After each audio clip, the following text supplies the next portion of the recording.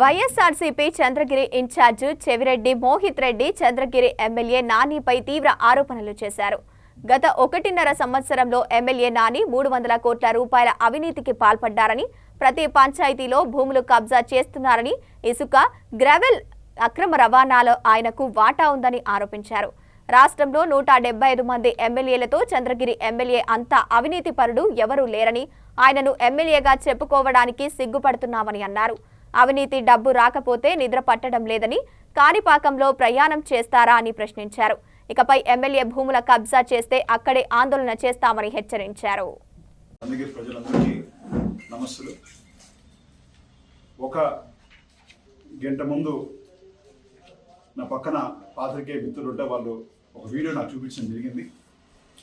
ఆ వీడియో సారాంశం ఏంటంటే, పులివర్తి నాని గారిని ఎవరో ఒక మహిళ వచ్చి, మాకు ఇంతకుముందు సంక్రాంతి కానుకలు ఇచ్చేవాళ్ళు, ఇంతకుముందు మాకు బాగా చూసుకునేవాళ్ళు, మాకు ఇప్పుడేం రావడం లేదని ఒక మాట అడిగితే, పులివర్తి నాని గారు మేము అవినీతి చేయలేదు, మేము అవినీతి డబ్బు ఇవ్వలేదని చెప్పి కొన్ని గొప్పలు మాట్లాడి ఒక విధంగా ఒక గర్వంతో ఈరోజు మాట్లాడే విధానం ఇంతకుముందే నాకు వీడియోలో చూడడం జరిగింది. నిజంగానే ప్రజలు మీరే మాటలు మాట్లాడుకుంటా ఉంటే నవ్వుతున్నారని చెప్పి ఇక్కడ మీ ద్వారా తెలియజేస్తున్నాను.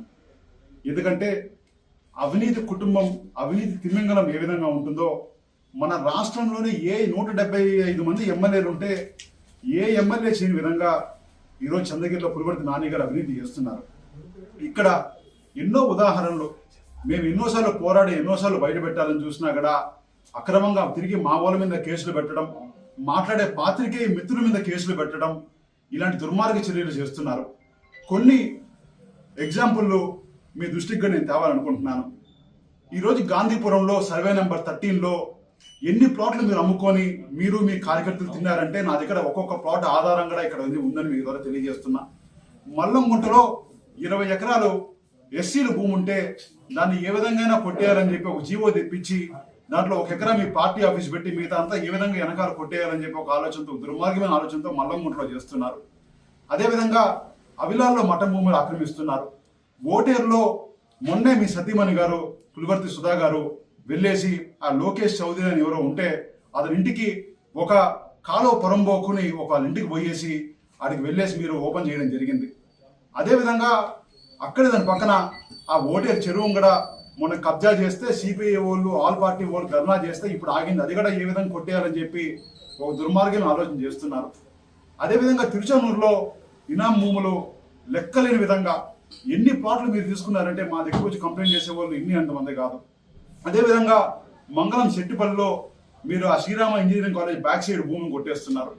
అంటే నేను ఒకసారి మీకు గుర్తు చేస్తున్నా, మా తుమ్మలగుంట దాటినప్పటి నుంచి గాంధీపురం కావచ్చు, ఓటేరు కావచ్చు, అవిలాలు కావచ్చు, తిరుచానూరు కావచ్చు, పద్మావతిపురం కావచ్చు, ఇట్లా ఏ పంచాయతీ మొదలుకంటే ఆ రోడ్డు పక్కన ఉండే భూములన్నీ కూడా ఎప్పుడు ఏ విధంగా కొట్టేయాలని చెప్పి ఒక దుర్మార్గమైన ఆలోచనతో ఈ విధంగా చేస్తున్నారు.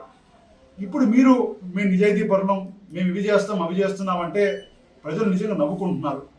దయచేసి మీరు చేసే ఇలాంటి పనులు చూసి ఇంకొకసారి ఇలాంటి ఎమ్మెల్యేలు కూడా ఉంటారా అని చెప్పి నిజంగానే మాకు